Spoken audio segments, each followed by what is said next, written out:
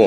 janë dy organizime, njëri është me 12 shtator në Prishtinë, Marshi i Lirisë Kosova apo Vret, tjetri është me 16 shtator, me të njëjtin moto, me të njëjtin përshkrim, vetëm se është i zhvendosur në Hagë, në kohë reale,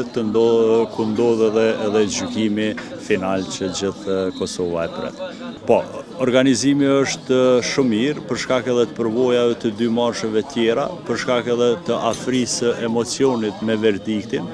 edhe kjo është tregues që vëmendja qytetare është shumë e rritur në raport me ato se çka po ndodh në Hagë, edhe bashkëpunimi është shumë më i madh se marshe tjera, që i bie logjikisht që ndoshta do të jetë marshi më i madh ndonjëherë në historitë të Kosovës. Po, nëse vendimi do të jetë lirues, ne kemi para pa një marsh tjetër me motorista, nëse ju kujtohet e kemi pas një marsh në Hagë, dhe kjo do të jetë një ndër format e organizimit të mikpritjes së tyre, mirëpritjes, në fakt, edhe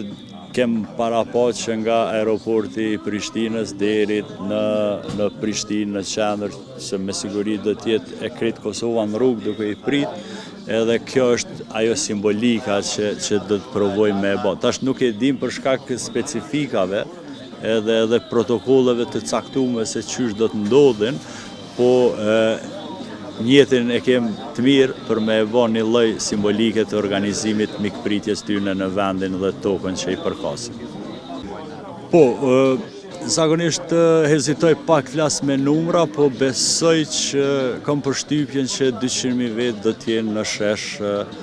me 12 shtator, që i bjen që do t'jetë prej organizime më të mëdha ndonjëherë në historitë të Kosovës. Mund t'jetë edhe numër më i madh, po nuk besoj që do t'jemi më pak se 200.000 vetë.